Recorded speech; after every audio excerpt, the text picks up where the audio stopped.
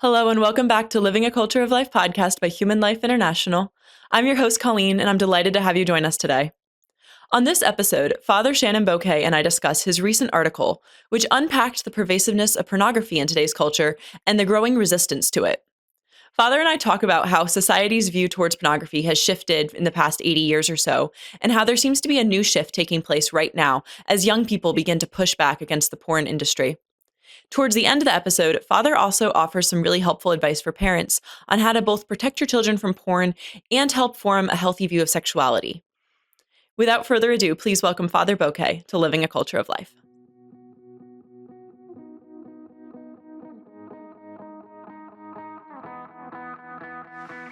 Welcome back to the podcast, Father. It's great to be with you, Colleen, as always, and it's always a joy to talk about these various topics with you. Oh, with you as well, Father. And today we're going to be talking about your recent article, which was on the anti-porn movement that's growing. So to start, this seems to be a pendulum swing to the pervasiveness of pornography in today's culture. So could you just paint a picture for our audience of how problematic this is, especially for people who may not be in the thick of it right now, who might be a little bit older, aren't on the internet as much, and don't necessarily realize what a problem that this is? Yeah, I mean, as we know from studies and analytical studies, I mean, the pornography industry has grown exponentially over the last decades. And why? Because one, the internet has made it so much more readily accessible. Mm-hmm. So we don't want to blame the internet in itself, because it's a tool that can be used for a great good, mm-hmm. and it can be used for a great harm.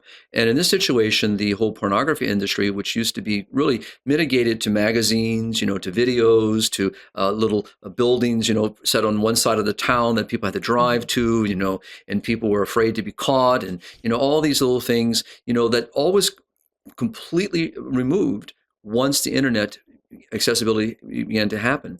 And the more readily that internet became accessible and more internet ability grew in the sense of coverage and territory, and the amount of ability to access the internet grew, guess what?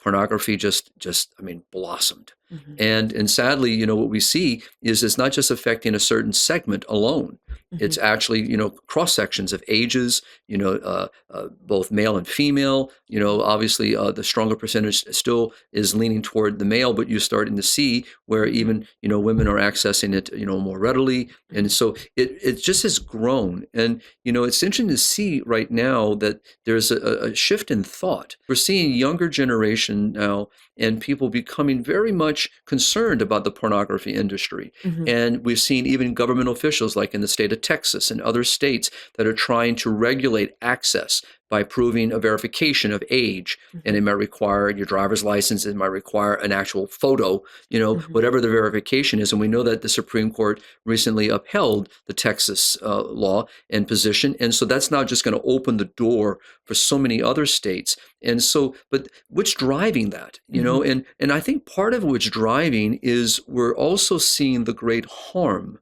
mm-hmm. that has occurred. I recently did, a radio interview on the same topic, and the person that asked in the interview was asking me, how do you? They were talking about friends that they knew that had marital problems. Some sadly did not survive those problems because of pornography. So I think young people and different generations looking at the harm, the breakdown of the family, the harm it did to my dad or to my mom or to both mom and dad, mm-hmm. what it caused in our family, why the divorce occurred, why the separation occurred, why, certain, behaviors within friendships that I've had, or why a friendship that I had that I thought was developing into more of a deeper relationship, a behavior I began to notice began to affect our conversations and the way we approached, certain topics. So people are looking at all of this mm-hmm. and saying, I don't want that. And I believe that, because of the studies coming out about the addictive behavior, the consequence of an addictive behavior, the mindset changes that pornography creates, the very fact of human trafficking, which is a very huge component of why the verifications are happening, because on many of these websites that, it's people can download videos, they can download child pornography into these things, and there's no one really watching to make sure that that's not happening. So people are accessing all all this. So governments now are getting involved. Government officials are getting involved. Doctors, sociologists, psychologists, they're all getting involved, family counselors. Mm-hmm. And it's raising this conversation that we always believed that pornography before, was not good for society. Yeah. And we regulated it, and we really tried to keep it at bay. Mm-hmm. And we painted it in the way that it should be understood. It isn't a great good. Yeah. It's not a freedom of speech. It's not a freedom of exercise. It's a harm. It's a violation of the human person as well. Well, I think you also have a generation becoming like young adults now who grew up entirely in the age of the internet, and so experience the like attacks from pornography at a very young age, like exposure at a very young age, and algorithms that realize that you looked at something and are going to kick more things up, the social media that became present in their lives in probably like elementary and middle school. I think Facebook, I don't remember what exactly year Facebook was invented, but I got Facebook at 17 and it was already had been around for a number of years at that point. And so people who are like 5 years younger than me or so have grown up with social media pushing this at them. And I don't know what it was like prior to the internet, but it does seem like for people who grew up in the internet age and like came of age in this internet age, they never had like an active choosing of pornography. It was pushed in their faces from like the time that they first got on phones or on computers. That's a very, very good insight. And I think that's, from myself, who's 59 years of age, will be very shortly. And that is, you look at the movie industry, you had ratings, TV programs were on TV in its early stages for myself was still by a little antenna outside. When cable television services became available, it opened up, to movie channels and various things. But there were still very tight restrictions. Certain things did not come on until a certain time at night.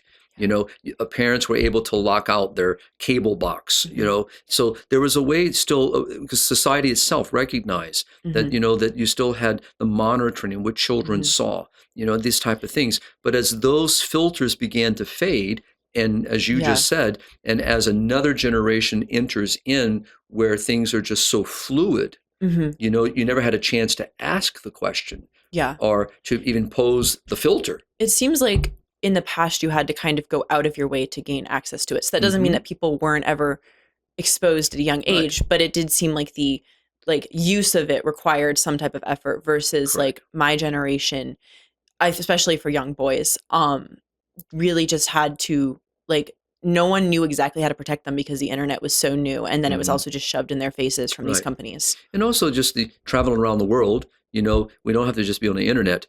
The use of billboards is still very prevalent in many parts of the world.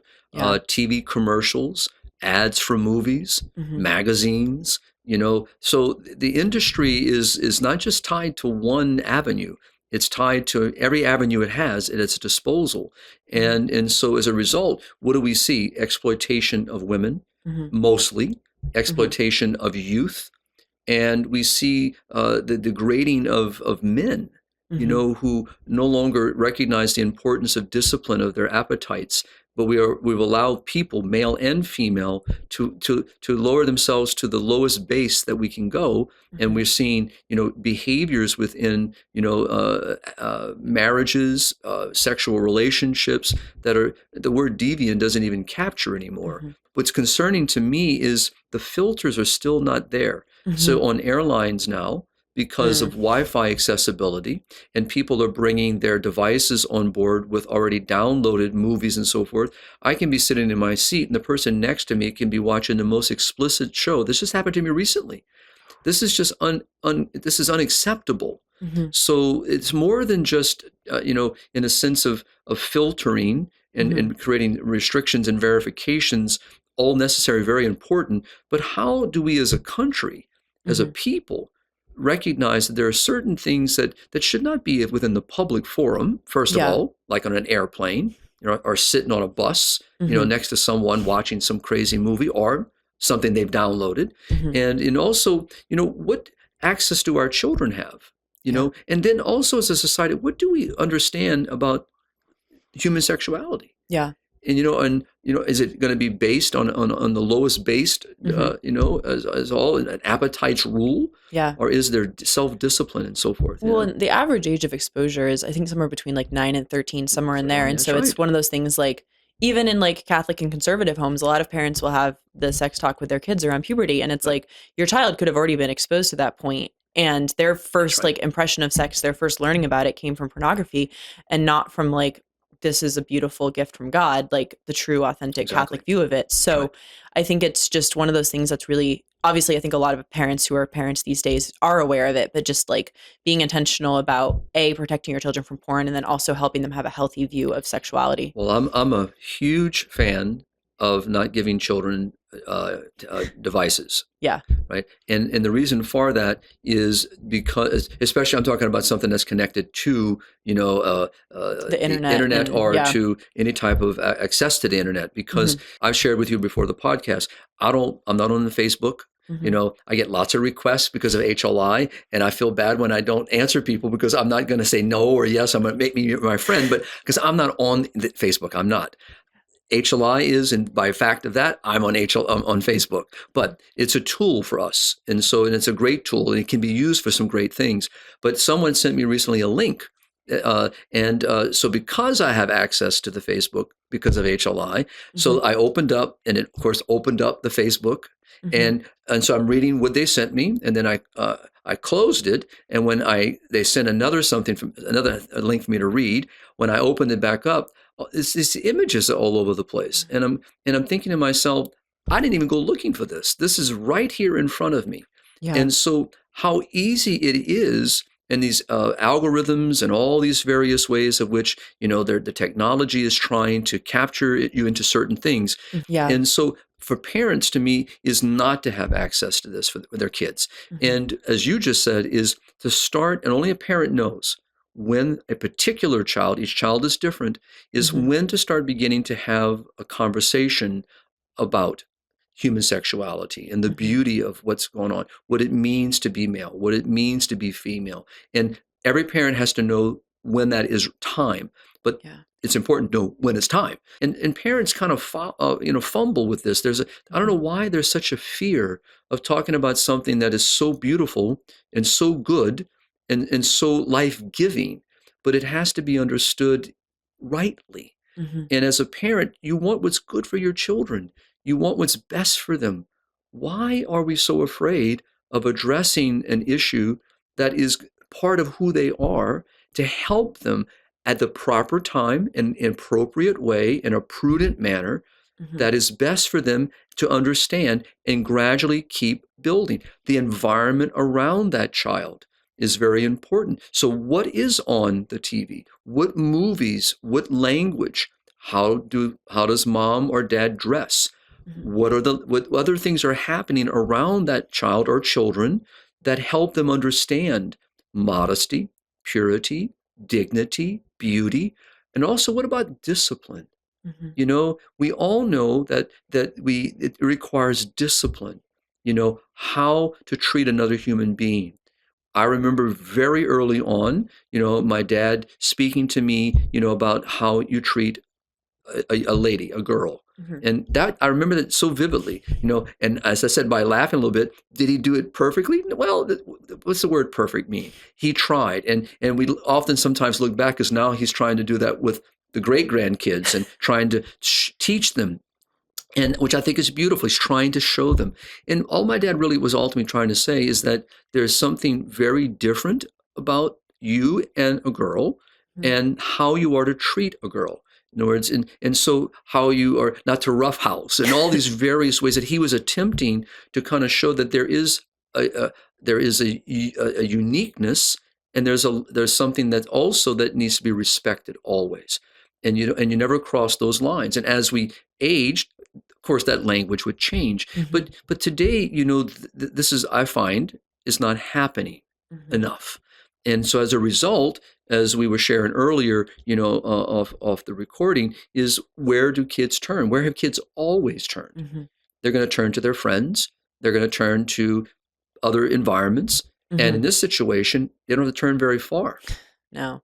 And that doesn't even have to be like an intentional turning. It's No, just if they're not being guided in the proper direction, you're going to by osmosis soak up what's in the culture around you. And unfortunately, in today's culture, you've called it a sex saturated culture. It's so pervasive that you Right. know, like children are going to be picking up things that you don't necessarily want them to, and won't have any healthy framework to be able to measure that up against. Exactly. And so parents play a pivotal role. Hmm. And so how do you really transform? And I do think that's probably what's happening too, Hmm. is people who may have had a sexual experience early in their lives, not a very good experience, something that really awaken them to something. Hmm. There's something wrong here. This is not right.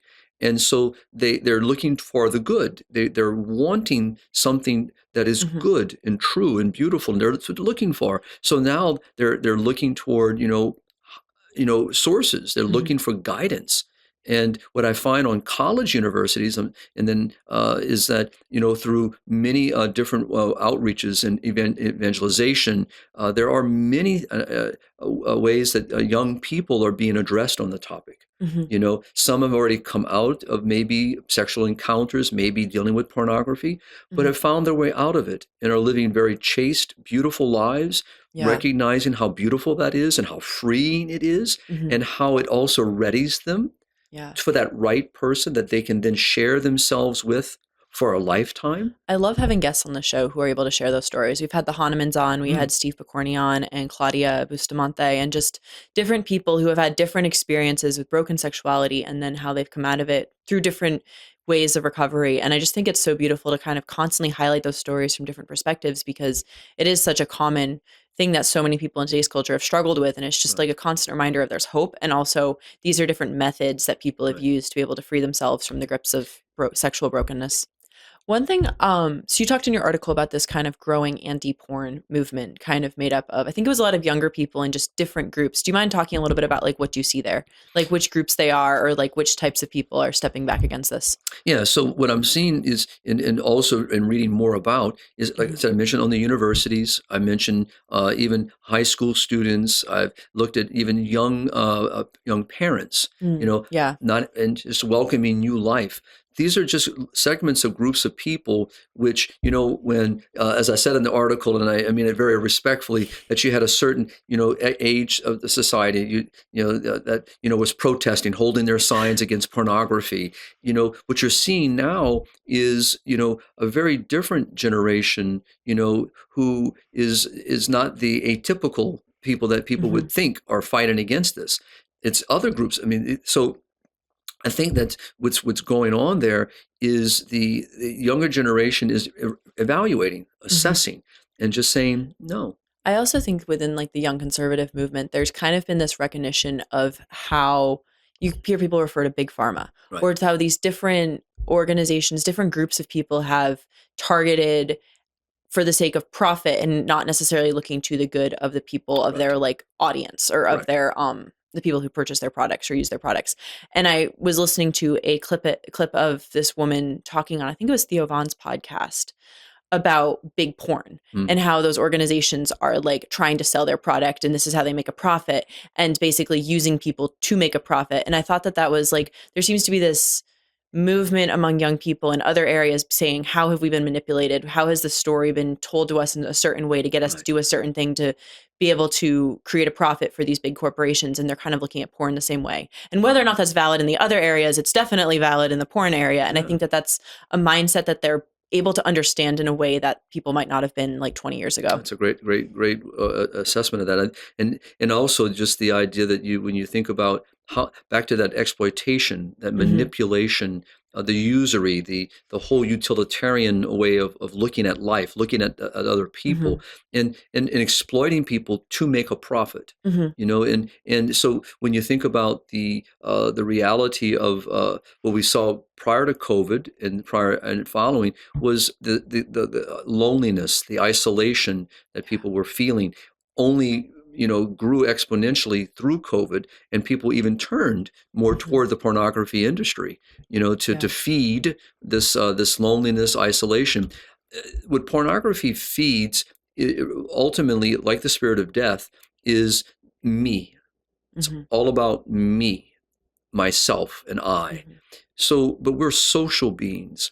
and we're made for community. We're made to interact with each other. And what those skills help create is a way of approachment. How I approach another human being, how I respond to another human, how I act, the choices I make, the decisions I make, the way that I learn from a misgiving, the way that I learn from something positive. These are all through interaction. Yeah. First of all, in the pornography industry, though we may be dealing with real individuals, it's a fantasy world. All right, and it's created in a way. Sorry. Oh, no, go ahead. It's creating an illusion. All right, that this is the way that I will find happiness. This is the way that I will find fulfillment, pleasure, and what others are learning, and anyone who's traveled down that path realize it's an emptiness that you still remain with at the end of the journey. Yeah. You've gained little except you need more of. And so it feeds itself. It constantly spirals to give you want more time. And people who might have spent a half hour, now it's an hour. What went from an hour is now 90 minutes. And the exhaustion of how much time is spent watching porn. And in the end, it just makes you more isolated, turns you in further to yourself, which causes harm within marriages, causes harm within relationships. People no longer interact. People begin to look at other people very differently. Yeah. And when they start building relationships with other people, they, in many ways, you hear people say they try to act out what they're seeing on porn. And it's very tragic because both of them could be engaged in pornography and trying to act out these kind of fantasies, but in the end, it doesn't fulfill what what the person is really longing for, and companionship, friendship, a common ground, a desire to walk with someone, share experiences with, and these are things that we're made for, and that this will never satisfy.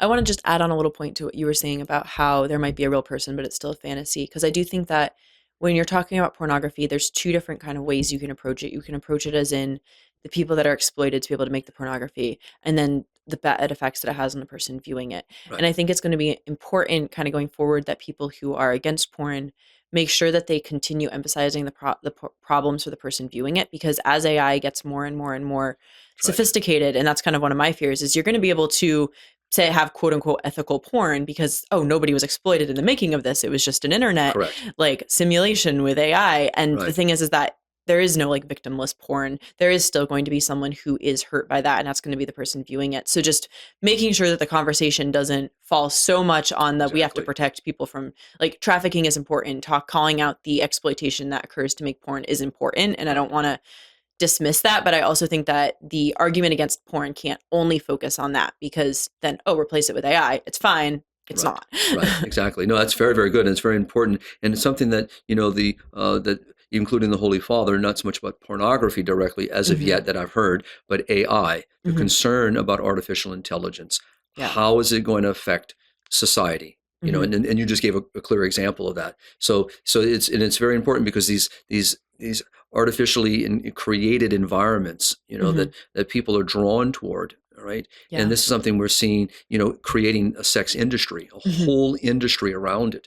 So the industry is not just the videos and the images. It's also the creating these kind of fantasy worlds that people will enter into. And what's interesting, when you look at Japan, you look at other countries where people feel more isolated, they feel more alone. These are some of the places where they're drawn. And so I really go back to your original question, and that is, why do we see this pendulum? And as more and more studies, more analysis, more sociological studies, we're seeing in the psychiatric, environment, all coming out and showing the harms. And our part is not only to show the academic and the scientific component, because science always supports truth, all right? Yes. And that is, how does this affect us, morally? How does it affect us, in our relationships with each other? And what young people are seeing, and as we've talked about before, is so many are coming from wounded environments, wounded homes, broken homes, and they want something more. They want something greater than that.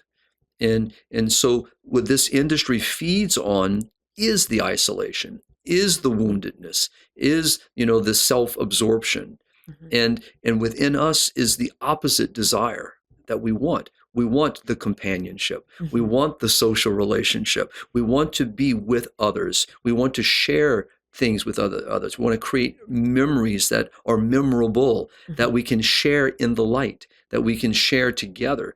People are looking for an authentic relationship. They're looking for a love that is mutual. They're looking for a relationship that's sexual within marriage, where it should be, is where it is self-given, self-expressed, to give to another, Mhm. and not selfishly, and only for the sake of gratification. All these things are playing within this pendulum movement. Mhm. And I do agree with you when we see our so many younger generation advocating, for outreach to the poor, for the vulnerable. Mhm. You see it.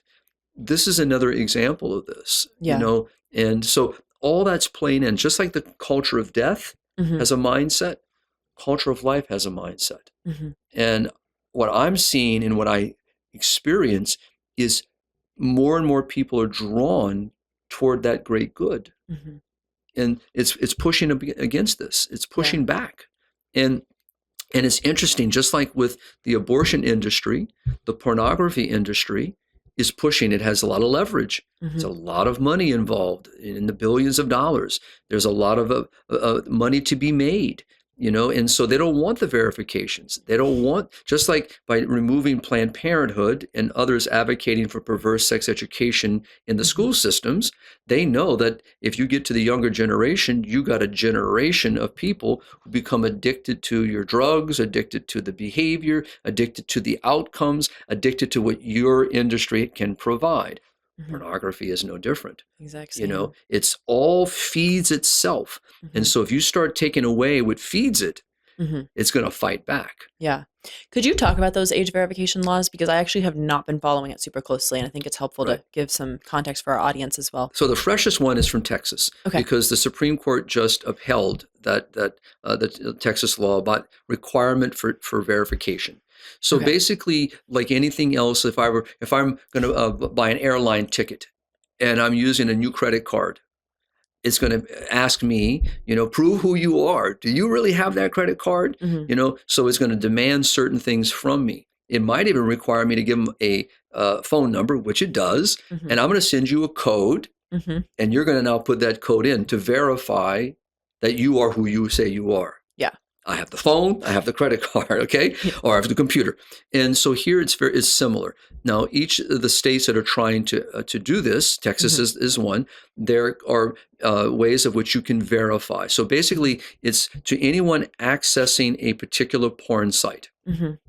And so let's talk about, let's say Pornhub, which would be someone that most our audience might be familiar with, at least in name. Mhm. All right. So what happens if you go to access, Mhm. right? It's a screen is gonna pop up, just like any screen would be for verification, and Mhm. it's verify your age. Mhm.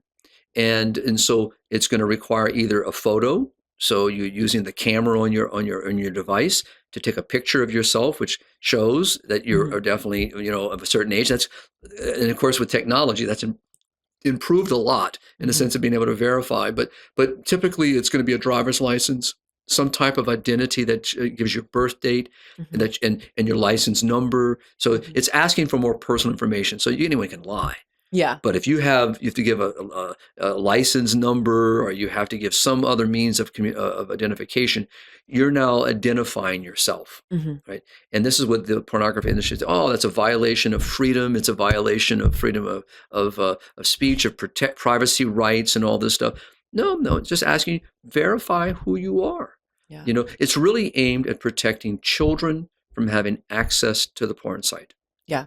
Which It's is when your brain gets developing. right. And Claudia Perez Bustamante, who was on the podcast, was talking about how her son was exposed to porn at a young age and became instantly addicted. Mm, And she was saying that that's something that can happen with young children, is that when they see it, it's like instant addiction. right. There's no like amount of time that you have to come back to it before you hit the addiction point. Right. And I think that's it's like Right. so one of the reasons it's so important to protect protect young children from it. That's right. So I think what's going to happen with this is we're going to see other states begin who are already moving in this direction Mm-hmm. begin to start advocating for it and see that the Supreme Court upheld it. Now, it doesn't mean other challenges may not come along the route. Again, Yeah. we're dealing with a very, very entrenched industry, Mm-hmm. right, with a huge amount of influence. Is it true that Pornhub was pulling out of states that had age verification laws? I believe I heard that somewhere, but I don't know that Right. much about it. I know that there were several of the pornography sites, Okay. main one, that and Pornhub being one of them, that was basically if the state doesn't allow it because you require age verification, we're just not going to make our product there. Good. Which to me is a win-win. Yeah. So but the way they fought was you're depriving us of our industry. That's in a sense when you read their argumentation. And so simply all they're asking for is verify who you are and verify that you are a child, an adult. Mhm. What the state would consider you to be an adult. Yeah. And so these are the things that are going to now chip away at this industry Mhm. because the very group of people they're trying to get to but this is where it has to grow. We already talked about it. How, even though we're not showing nude people, Mhm. right? But there are showing people almost as nude as you can get close to, poorly clad Mhm. on Facebook, internet sites, other places. So Snapchat, I've heard, that's is right. very bad. So you're getting all these other places. So what I'm seeing now is some of the states now trying to pass laws where children cannot have access to certain devices. Now that's going to be a massive fight. But Mhm. what it tells me though Mhm. is that people again are awakening Mhm. to the great harms that you have. So remember, human trafficking exploits where people are the vulnerable. Yes. As we have talked about here, abortion industry does the same thing. Mhm. Pressure upon the most vulnerable in moments of the greatest vulnerability. Mhm. Exploits it, manipulates it. Pornography does the exact same thing. So by taking away those avenues Mhm. that gives them access is a threat. Mhm. And that's why I'm grateful to see the states that are looking at, trying in a way, the state that has a vested interest in the health of its citizens, Mhm. which should be the primary duty of mom and dad. The state may be stepping in because it's not seeing this occur.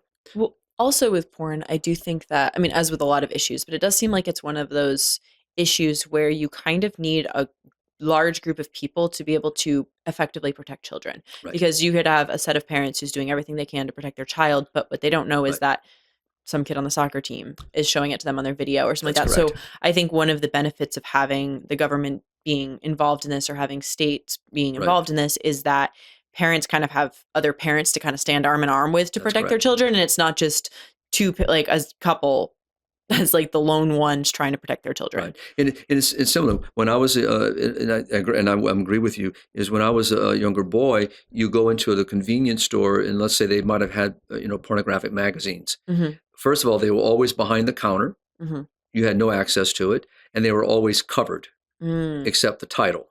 Yeah. Right, and I remember, and I'm not going to go too detailed, but I do remember, hearing stories of people trying to get in and try to present themselves as older, Mhm. and an adult that might know who they are says, Mhm. "What are you doing?" That in other words, people saw, no, you shouldn't be doing that. Shame on you, kind of Yeah. thing. You shouldn't be selling that to that young boy. You know how old that boy is, or how old that girl. So the idea was other people were involved. So Mhm. I think as we see this grow, that's what has to happen again. Yeah. As a society, we have to be appalled that there are behaviors and activities that are just unacceptable for the Mhm. good of individuals and the good of society. Yeah. We once held pornography in that way. Yeah. We once held that this was not something good for society. Mhm. And so people were very, very much opposed to see it passed or allowed or legalized and Mhm. so forth. So what we're seeing now is not to say a shift back, but No. we're seeing a pushback. We're Mhm. seeing more regulation. an industry that's being challenged, Mm-hmm. and people are having enough of the outcomes, because when you see children being, targeted, Mm-hmm. specifically targeted, that's called trafficking, right? And so they're trying to mask it in freedom of speech, but you're targeting a particular age group Mm-hmm. to get them addicted into your industry Yeah. so that you can continue to exploit them for a lifetime. Yeah. And you're aiming at them through the marketing, through Mm-hmm. the use of technology, you're marketing through the use of social media, through the entertainment industry, and just in the general population. Mm-hmm. So these are the things that society has to begin to look at. So if I may, modesty is part of this. Mm-hmm. How people act toward other people. How these are all connected. So that's why I'm saying it's a social issue. It's a common good issue as well that's not talked about enough. Mm-hmm. And so these are the things that are beginning to unfold. I love how the bishops talk about it, though, because in the document called "Create in Me a Clean Heart," which is where I begin the column, Mm-hmm. and I actually end the column, talking more about, it's one that I would encourage parents to read, because the bishops are presenting principles. They're presenting to us what is the good and Mm-hmm. what is always true, and why this particular subject, the issue of pornography, violates those great goods. Mm-hmm. And so, how do we create a clean heart using the sacred scripture? Create a clean heart in me. Yeah. So it begins in me. How do I see myself? How do I understand my own dignity? How, from that dignity, do I recognize the dignity of others? How do I respond to the appetites in my life? And here, what I'm talking about is the sexual appetites. Mm-hmm. How do I respond to them? What is my responsibility toward them? How do I discipline? How do I look at other people? How do I treat other people? This is all, that clean heart in me. Mm-hmm. So what am I watching? What am I looking at? What's passing my eyes? What's entering into my mind? These are all part of it. And this is the way that we push back. Mm-hmm. So, and eventually, as we've talked about other subjects, the more that people are not availing themselves, Mm-hmm. the more that we have our state and our federal government pushing back through regulation. Mm-hmm. Eventually, those tentacles begin to kind of dry up. Mm-hmm. They pull back. May never fully go away. One of the oldest,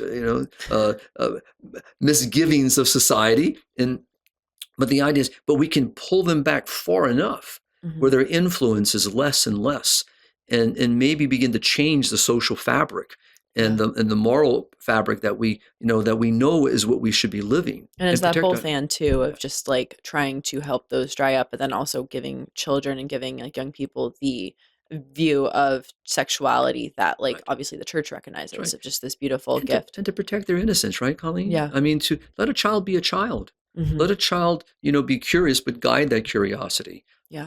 Children are such wonders because they're so curious and so open to things. But by bringing them into these environments, like with the violence on the programs, the violence on games, it's very similar. Mm-hmm. Because we're taking away their innocence, we're robbing them of the beauty and the wonder and the awe in which they approach life. And the moment, like you said, by quoting the last podcast, when that image enters in, that image is there. Yeah.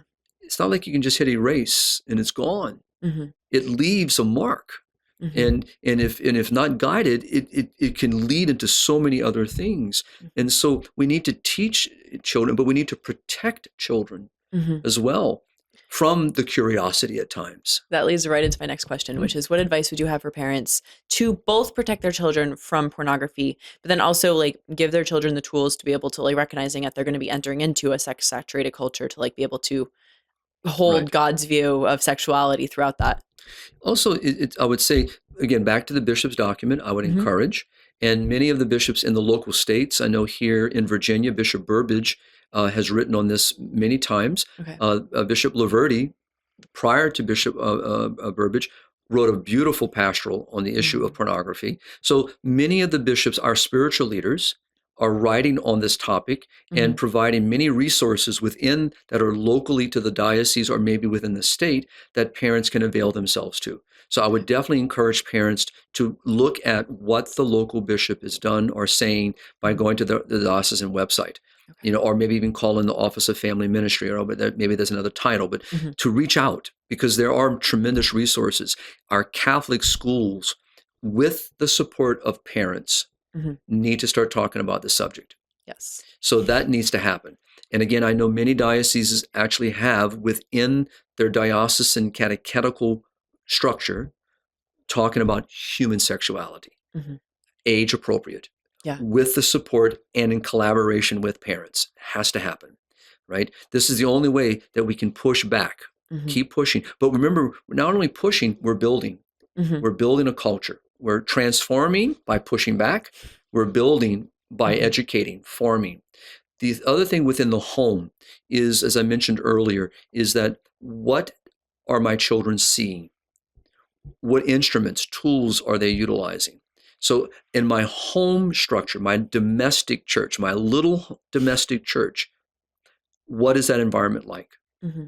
When my children, if I'm the father, how do my children perceive how I respond to their mother? How do I treat their mother? How do I act toward their mom? Reverse. How does mom treat dad? Also within that same thing, I remember, and I've been in many homes as a priest over the years. And when I typically visit homes outside of my family, sometimes I'm there when it's coming to bedtime for the kids. So what happens? They might put on pajamas, but most of the time, in most situations that I'm thinking of in my mind right now, always very appropriate. So in a sense, how do I also teach my children without ever mentioning the word modesty? Mm-hmm. How do I teach them that there is an appropriateness in certain environments, particular environments? How do I, as an adult, do that within the home? So that's what I mean by how does dad present himself? How does mom present himself? And at the same time, there should be, there's as you said earlier, a healthy shame. I don't like using that word too often. There's a healthiness in the sense of how husband and wife respond to each other in that beautiful, loving way. But there is a time and place, and knowing their children and knowing what their children hear, see. Very, very important. Very important.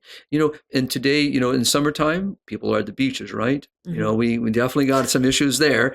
And so, but also in a sense for parents is you don't always have control of who your children interact with, especially if they're in a public school system.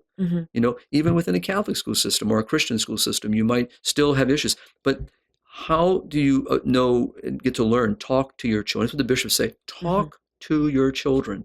Yes. Ask questions. Ask them in a creative way. Find out what your children are hearing. What's their experience? How did your day go? Talk to them. This is the other thing about family life. We're back building a family life so that mom and dad are talking to their children, not at their children, talking to them, listening. And then when a child says something without necessarily overreacting, but how do I respond to that? And then let's just say that you find a daughter or a son that maybe has been introduced to something that's not appropriate for them, right? Yeah. Matter of fact, not appropriate for any adult, all right, any person. So, but how do you address it? Ignoring it does nothing. It does something, but you've not helped your child. Talk about it. Where did you see this? Where did this come from? Who gave this to you? So another thing we have to be careful of is we have a human trafficking issue, right? Yeah. Children are being targeted. So how it's good to listen, and so on that level. Secondly, especially if it's an adult, who gave that to you? Very important, but talking it through. And other thing is as I mentioned very earlier in our podcast, how to talk to a child at the appropriate time in an appropriate way about the beauty and wonder and awe of human sexuality. What is the design that God has created? What is this beautiful sexual appetite that is can be a great good, is meant to be a great good? What is it? What is God doing in life? Why are you different than your sister? Why are you different than your brother? What is that? Why is that? And being able to talk about, especially as they begin to move toward puberty, to talk about it. What's happening? Why is this happening? Why is this a difficulty in a sense of that you're changing? Why is this change happening? And how mom and dad present that, not from shame, not from guilt, but from beauty, from truth, from wonder. and and relying upon the beauty of science. Our bodies are changing. They're being prepared for something as an adult that you're going to be able to share with your spouse and why and talk about that. But they have to hear it. And then when they make mistakes and they falter, talk about it, and also create an environment where the child knows I can talk to you, even about the most vulnerable. And every one of us knows what it's like to be a teenager. We all know we thought we could solve it on our own. We thought we can handle it.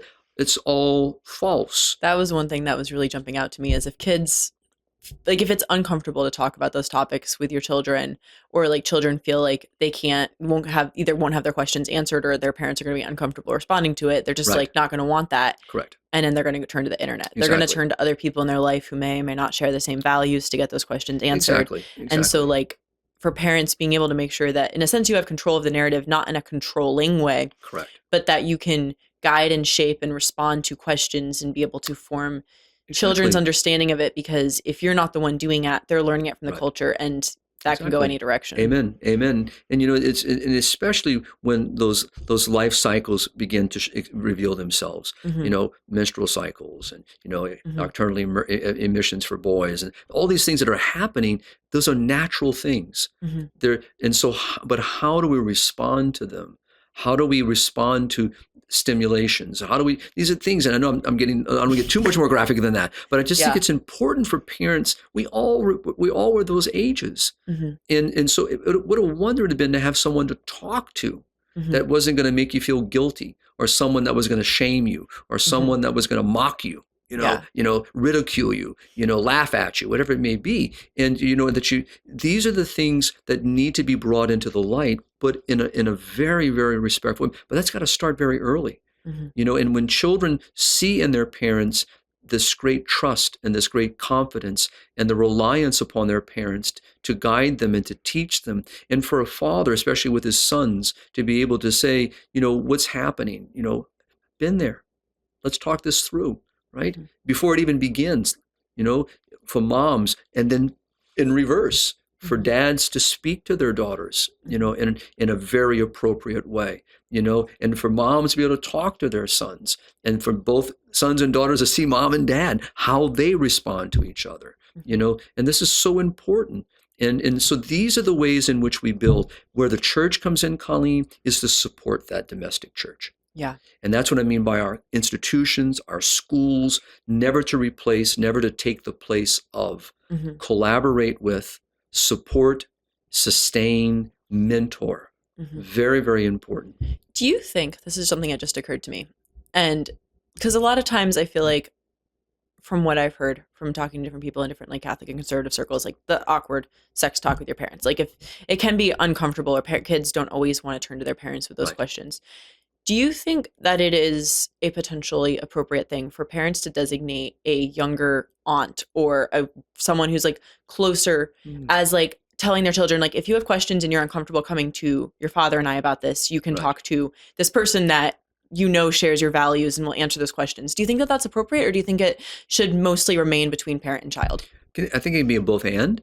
Okay. And why I say that is parents need to instill this relationship with their children. Yeah. And at the same time, I remember, being very comfortable sometimes with my best friend's parents more than my best friend was with his own parents. Yeah. I felt very comfortable. But this is where, again, parents have to be able to know who their children are with. Yeah. Because again, we live in a world today that within families, there could be predatorial issues. And so I don't want to really put everybody always on edge, but we can't ignore realities. No. And but we have to be able to create such an environment. But the first thing I remember so vividly was you need to talk to your parents about that. In other words, they were willing to talk, and give some guidance, but they said, no, you need to go back and talk to them. So that's important too, for whoever may be helping. Even if the parents themselves have maybe kind of given a proxy, the idea is for the proxy to say, but you need to talk to your parents.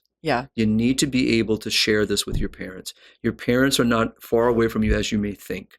But that again starts by, we need to help parents. I mean, becoming saying a husband and wife doesn't come with an instruction manual. There's a lot of help out there. Same thing with, we can be formed like the priesthood. We're formed, we're taught, we're educated, we're given experiences and all these things. But, it doesn't always come with an instruction manual. And so many times parents are like everyone else, is trying to figure out a path. Yeah. And sometimes their own experiences were not the best in the world either. So they may not have a place to go. That's where, again, the church and through her ministries needs to be supportive.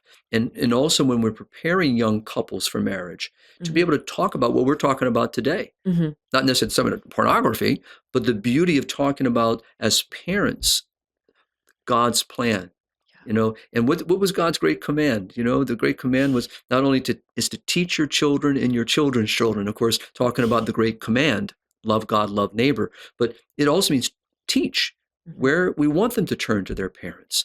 We want them, and sadly, because of scandals and difficulties, I remember in the school system, many times young adults, high school, college age, would turn to the priest or to the religious sister or brother, the principal, the teacher, and share very vulnerable things. And you always had to know the place where that would occur and make sure that you're always being respectful and always in a safe environment, for them and for yourself.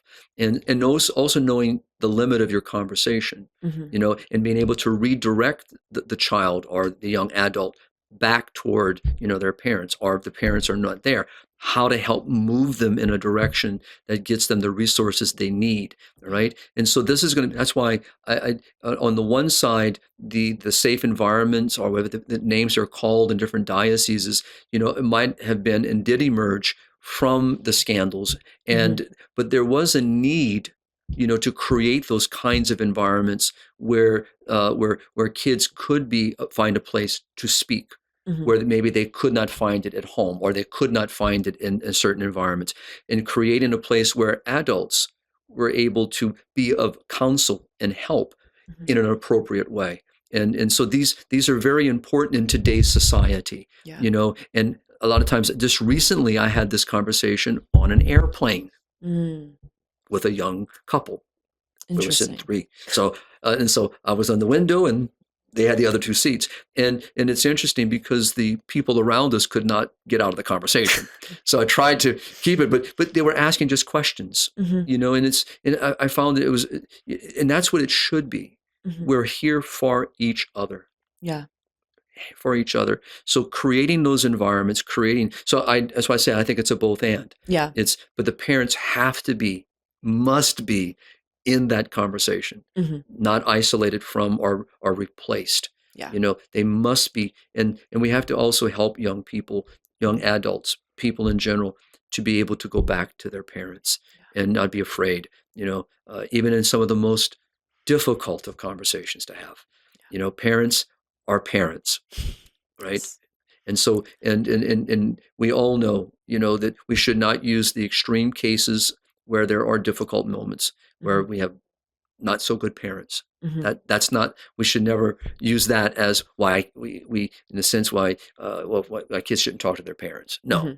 We have to recognize the majority of parents want always what's best for their children and want to be told even the most difficult of things, because they love their kids.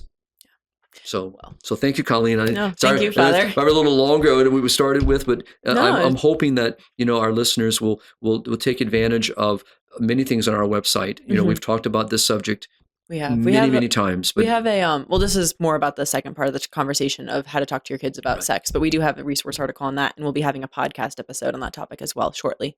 So we will have that resource available. Awesome. But also the links to the on the issue of pornography, the bishop's document, Create a Clean Heart, or Create Me a Pure Heart, Clean Heart. It's a beautiful document, and they just revisited it, good. kind of basing it on what you brought up. AI, talking about the different issues. So I want to just encourage our audience, to be aware that our church is here for us, and our bishops are responding to current issues.